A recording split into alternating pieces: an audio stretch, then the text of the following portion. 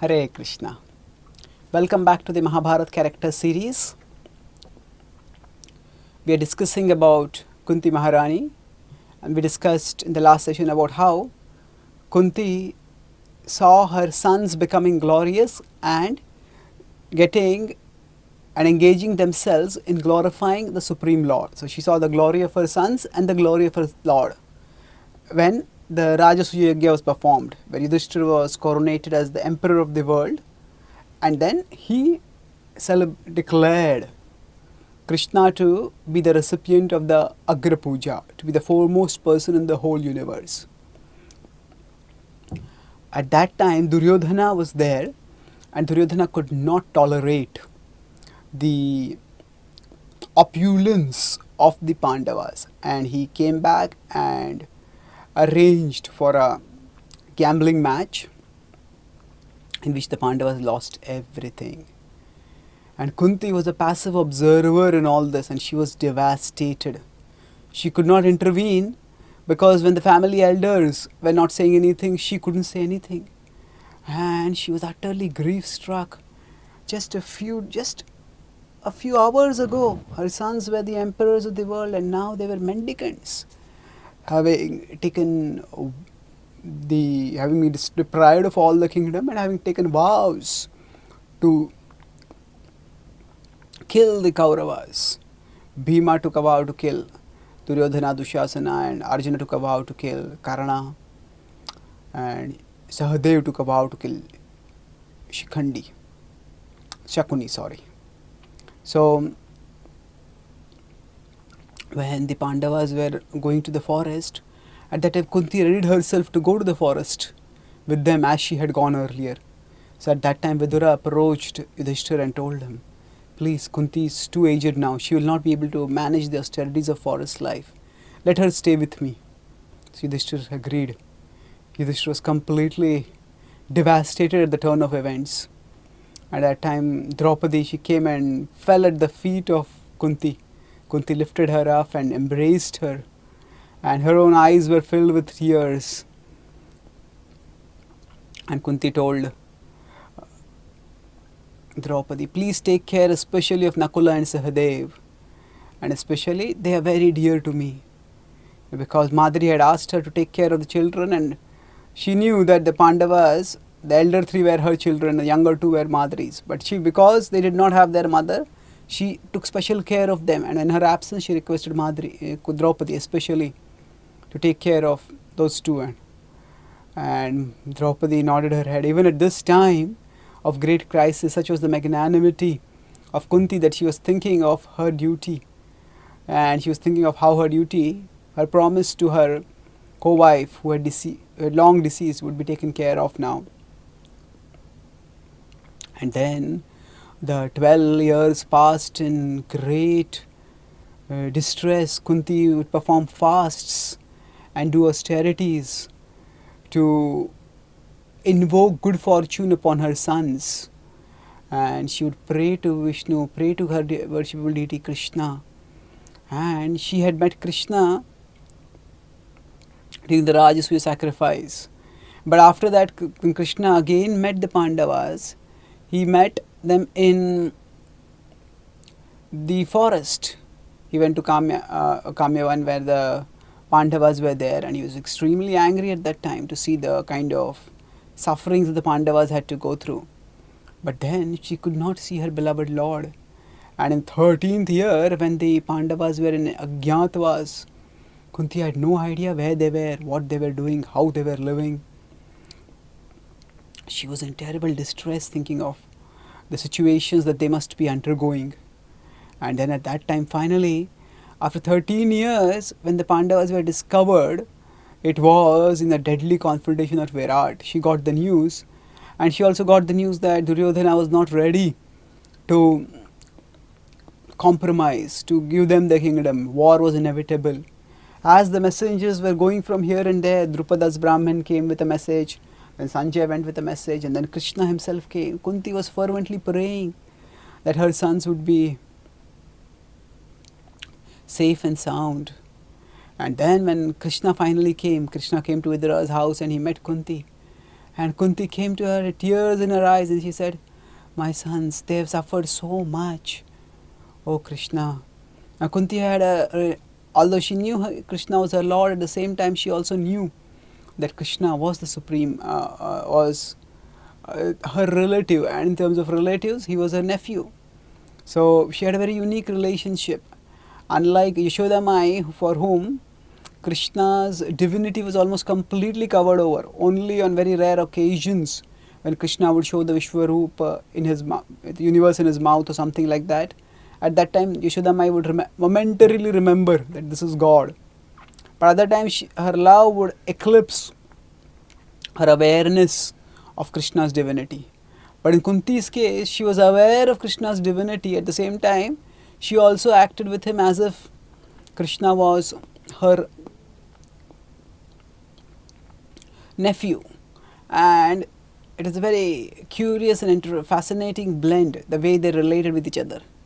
So Kunti told Krishna very significantly, she said that Yudhishthir should not go soft. Krishna, you have come as a messenger, but I know Duryodhana will not listen to you. And tell Yudhishthir that he should not be afraid to fight the war, because he has to avenge the insult that has been done to Panchali.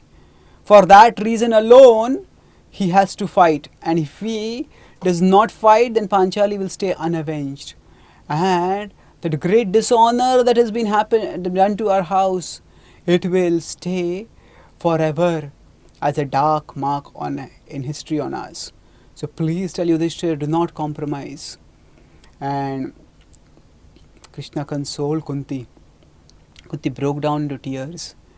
And Krishna could see that Kunti had been performing great austerities. Her body had become emaciated with age, with anxiety, with separation from her sons. Vidura had been taking good care of her, but still she had been doing so much austerity, fast, doing various kinds of fast. And finally, when the time to meet her sons had come, she knew that she would not be able to meet them. Yudhishthir and all the Pandavas and Draupadi had sent messages for her through Krishna. She heard all the messages and she replied back to them. And the next morning, when Krishna Krishna came the previous evening, he stayed overnight at Vidura's house. Then he went to the Kuru assembly, spoke the peace message, which Duryodhana did not listen to. And then Krishna showed the Virat Rupa, but still that had no influence on Duryodhana. And finally, Krishna departed. He just left, and then he went to Kunti and Vidura. Vidura had, of course, been there in the assembly only. Went to Kunti, and Vidura's wife was there, and Vidura came with him. And then they reported to Kunti what had happened. Kunti was not surprised. She said, yes, that was Duryodhana's obstinacy. And now, Krishna, that you have tried and you have failed, please tell Yudhishthir that he should not go gentle with the Pandavas, with the Kauravas. Now it's interesting, Kunti is a side figure, relatively not a very prominent figure in the Mahabharata as far as the storyline goes. She has a prominent role in the Adi Parva, and after the Sabha Parva, she does not have much of a prominent role. And then after that, she comes only back in the Stri Parva. So when the war is going on, Kunti just gets news of what is happening day after day after day, till finally she gets the news that the Pandavas have won the war. But before they can celebrate the joy of the Pandavas' victory, she also gets the news that everybody all the remaining warriors, including her grandsons, she had come to know about the death of Abhimanyu, the brutal slaughter of Abhimanyu on the 13th day. But then she came to know that all her other grandsons, all the sons of Draupadi, through the 5 Pandavas, and the other sons also, Arjuna's son Iravan and Bhima's son Ghatotkacha, all of them were dead. None of them had survived. And only in Uttara's womb, the son that survived was Parikshit, who had not yet been born and who had not yet been named. So the victory was like defeat, for they had lost everything. And As Kunti went to the banks of the Ganga, where the funeral pyres were going to be held and to be lit, and all the warriors had to be offered the last waters, her heart was shattered. Shattered not only because of the colossal bloodshed that had happened, but because of a secret sorrow that she alone had suffered. What was that secret sorrow? That was that Karna had been her son and that she had not told it to anyone. So Kunti, before the war started, she had occasional roles to play, but one very significant role to play she had. When Karna first appeared in the martial exhibition and Kunti saw him, she saw the kavach and she saw the kundala, kavach and the kundala, and the impenetrable armor and the earrings. And she immediately recognized, oh, this is my lost son. And she saw that he had become powerful, handsome, chivalrous, heroic. Her heart on one side swelled with pride and joy to see that her lost son was good. But at the same time, she was heartbroken because she saw that her son was about to fight with her other son. And two of her sons were going to have the bittermost rivalry. She fainted in horror and dismay. Vidura, ever attentive, sprinkled water on her face and revived her and asked her what was the matter. Vidura was sharp and perceptive, but Kunti had a secret which she could share with no one. The shame of having born a child before her marriage would be too much, and she knew that nobody would be able to understand it. She could not speak it, and yet she was torn. Whom should she pray for? Whose well-being should she desire? Karna and Arjuna, they were both her sons, both parts of her heart, and yet they were pitted against each other. That day she waited with great anxiety to see whether the duel would take place. And when the sun set before the duel started, she heaved a sigh of relief and she went away, thanking the gods that her son was alive, but at the same time agonized at the way that her son, she could see one by one how Duryodhana manipulated Karna, offered him the kingdom, offered him his friendship, and then she saw Bhima speaking harsh words to Karna, not knowing that Karna was his elder brother, the eldest of all his brothers. She was mortified, and she knew that when Karna had sided with Duryodhana, Karna had been hurt by the words of Arjuna and Bhima. She knew that the rivalry that had happened between them was going to be lifelong. And as she observed with greater and greater dismay and distress how that rivalry became worse and worse. And finally, just before the final battle was to take place, Kunti knew that Arjuna and Karna would fight in a war till death. And she realized that now better to lose her honor than to lose one of her sons. And what she had kept hidden, she decided she would tell. She knew that Karna was a Danavir. He would give great charity. And one day, she decided to approach Karna. Young unmarried ladies could not go out alone, but Kunti was an elderly lady. She was a widow. She had relatively much more freedom. And she went to the banks of the river on the outskirts of Hastinapur. And there Karna every morning would enter into the water and with his hands held high, he would offer prayers to Surya and he would perform this puja intensely for a long time daily. And Kunti waited and waited and waited. The sun was beating on her. And she was praying up to the sun, please let our son see good sense. Please let him give up his animosity against his brothers.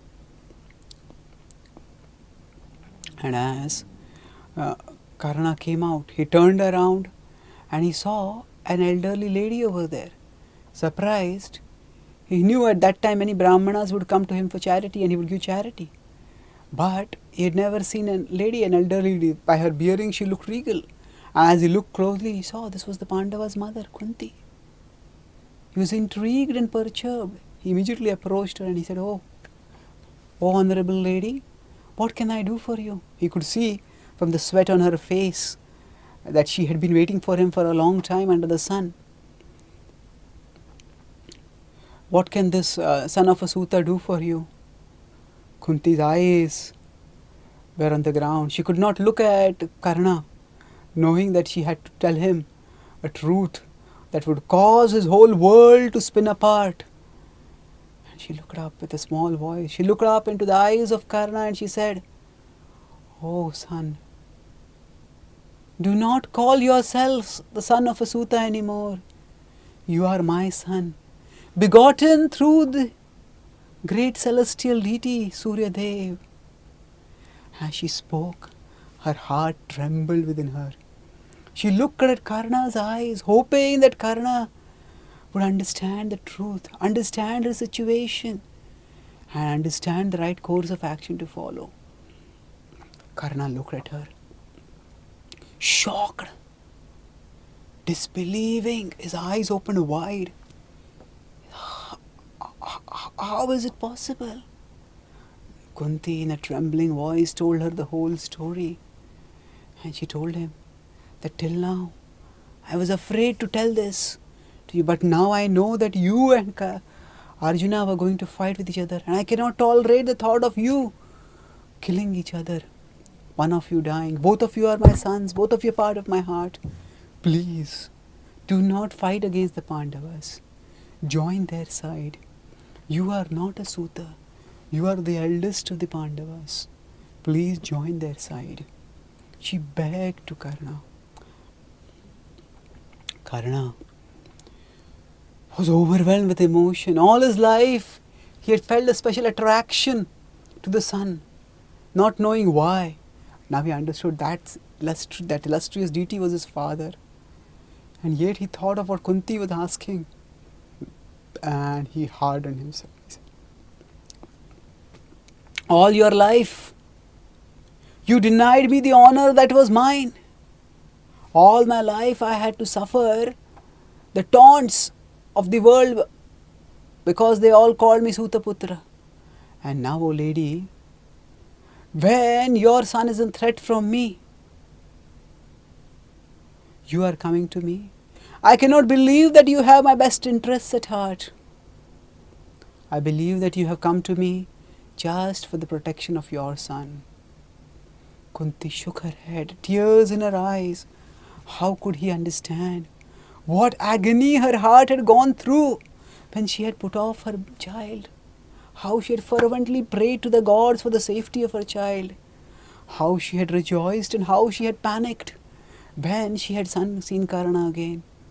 She again beseeched Karna, "Oh Karna, I come here only for your good." Karna, however, had steeled his heart against her. And he told that, "You are concerned about losing your son? So I promise you that you are known to have had 5 sons, you will always have 5 sons. I will not kill any of your other sons except Arjuna. With him I have a sworn rivalry and we cannot avoid a fight. I will fight and I'll either kill him or he will kill me. Either way, you will always have 5 sons. I cannot do anything more for you."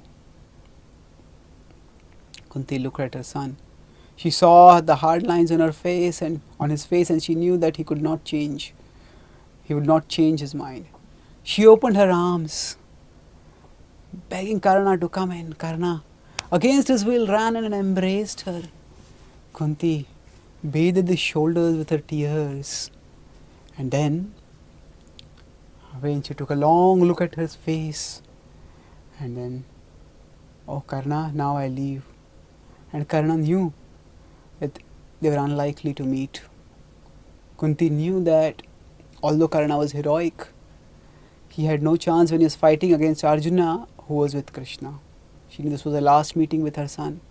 And as she went, now after the war was over, as she was going to the Ganga,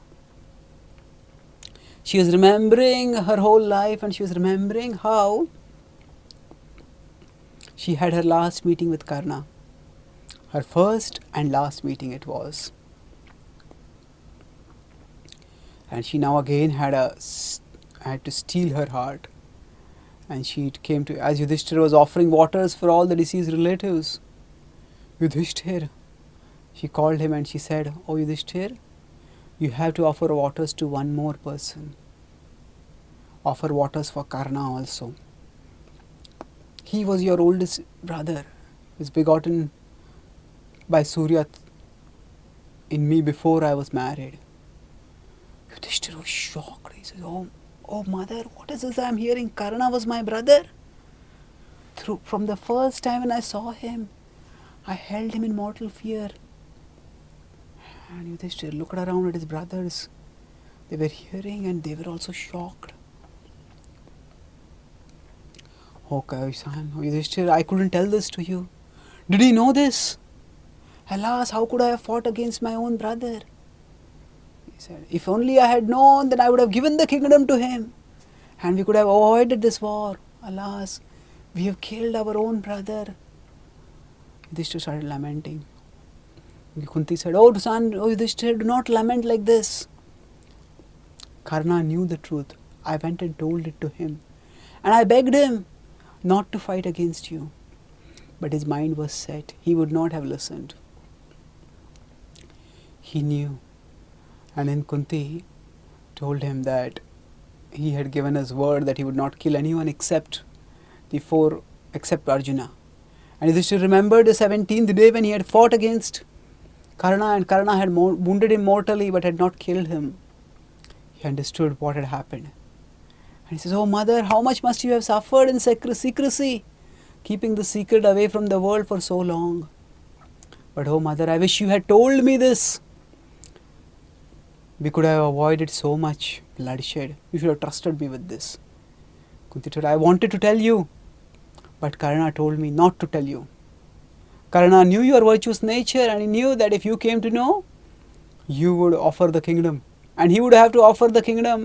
You would offer the kingdom to him, and he would have to offer the kingdom to Duryodhana, because he was in Duryodhana's retinue. And he knew in his heart that your claim was righteous. And he knew that destiny had willed in such a way that the war could not have been avoided." So Yudhishthira could not control his dismay and his anger. And he said, "Oh mother, you should have told us this. Because you kept the secret, I curse now that in the future women will not be able to keep any secret." Kunti stayed on as her son, watched on as her sons offered the waters to her deceased son Karna. And then after the coronation took place, Kunti could have lived happily as the dowager. Dowager is the mother of the ruling head.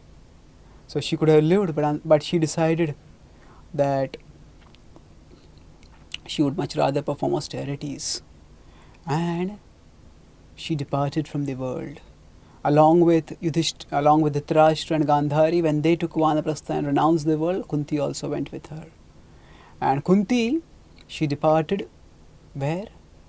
She was an exalted devotee of the Lord, and remembering the Lord. At an external level, the Mahabharata depicts as if things end in tragedy. We will discuss about this, but the Mahabharata depicts that beyond this world there is a higher world, and in that higher world things happen eternally, and there, that is where we belong. So Kunti stayed in the forest, performed austerities, and to the external vision there was a accidental fire in the hut she was living in, and there she departed. But actually it was all the plan of the Lord by which she could attain the immortal destinations to which she belonged, and to which she belonged because of her devotion. The same Kunti who is depicted as a mature, statesmanly lady in the Mahabharata, a more intimate picture is offered in the Bhagavatam.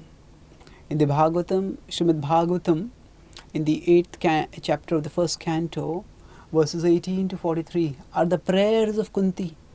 And it's a choice prayer. So the most extraordinary prayers is the first long prayers in the Srimad Bhagavatam. And in these prayers, she reveals her innermost heart, how she endured all the austerities, right from having to live in the forest with her husband, then to beget children through others, then to become a widow, then to accompany her sons through the forest, living incognito, then to be bereaved from her sons while she was in Vidura's house, and then to endure the news of her sons battling with each other and killing each other. How did she live through it all? She tells this in her prayers. So in these prayers she reveals her heart, and these prayers are classics. They are filled with devotional import, intense devotional emotion, as well as profound philosophical conviction. And he offers these prayers to Krishna when Krishna, after Yudhishthira has been installed as the king, when Krishna is about to depart, at that time Krishna has come near her chariot, and the picture that we see behind is Kunti offering her prayers. Krishna is seated in his chariot, and Kunti comes in front of him and speaks. And what does she speak? Beautiful prayers. She says that Namaste Purusham Dvadyam Ishwaram Prakrite Param. Namaste, my dear Lord, I offer you obeisances, you are transcendental. And she describes how you descend to the world to perform bhakti, how you are very difficult to understand for even learned people, what to speak of unintelligent people like us, how you are covered over and ordinary people cannot understand who you are. How you have protected Devaki, how you have protected me and my family again and again and again. Vishan Mahagne Purushat Darshana. And then now she's offered one of the most extraordinary prayers that has been offered in all the prayers that have ever been offered to the Lord. She prays, my dear Lord, let those calamities come again and again. Vipadha santutta shashvat tatra tatra jagadguru bhavato darshanam yatsyada punarbhava darshanam. Oh my dear Lord, let all those calamities that we have suffered, let them come again. Because when these calamities come, we remembering you intensely, and when we remember you intensely, we have your darshan in our innermost core of our hearts. And not only that, you also come to meet us. But now when things are settled, now when we have become comfortably situated, now you are leaving us. Better that there be calamities in our lives and you be with us than rather we have prosperity and you away from us. And then she talks about profound philosophy describing why the Lord descends to this world. Ultimately it is to give people for all time to come relishable pastimes to speak and hear and thus purify themselves. And then she remembers how when Krishna is going, she starts her prayers with the request, Krishna, don't go away. But then she starts thinking that actually Krishna has been away from the Yadus for so long. And she herself she is also a Yadu. She is a Yadu princess, Kunti Bhoj and Vasudeva. She is connected to both of them. Both are Yadavas. She is thinking they are all separated from Krishna. And if I ask Krishna to stay here, then they will stay, their separation will go on and they will be suffering. But if I ask Krishna to go, then the Pandavas and all of us will suffer. So both sides are my relatives, what should I do? And she offers a classic prayer. She says, Sneha pashamimam chindhi drudham pandushu vrishnishu. That let my attachment be only to you, not to the Pandavas and not to the Vrishnis. And then she says that, my dear Lord, just as the Ganga always flows towards the ocean, let my heart always flow towards you. And then rather than praying to the Lord to stay back, she simply concludes with a prayer in which she offers obeisances. Sri Krishna Krishna Sakha Krishna Rishabhavani Dhruga Rajanya Vamshadahanana Pavargavirya Govinda Godija Surarati Haravatara Yogeshwara Akhila Guru Bhagavan Namaste. My dear Lord, I offer obeisances to you who are the all attractive one. You who are the friend of Krishna, of Draupadi, you are the friend of Krishna. She glorifies in various ways. He says, I offer my obeisances to you. And Krishna smiles at her and accepts her prayers. So this is Kunti. Even after going through so many distresses, she's praying to the Lord, my dear Lord, give me distress. Why? Because in the distress I will remember you. Actually, Kunti Maharani is considered to be an incarnation of the success potency of the Lord. Why the success potency? Because although she was in one sense unsuccessful, in the sense that she became a widow, her sons were troubled so much, and she had to be separated from her sons. But still, her success was that through it all she remembered Krishna constantly, and by that remembrance she achieved the supreme glory. This is the glory of Kunti Devi, and she is the most not so well known or much spoken about characters, but she is one of the most illustrious characters in the Mahabharata, who stand as a sterling example of motherhood and devotion. Thank you. Hare Krishna.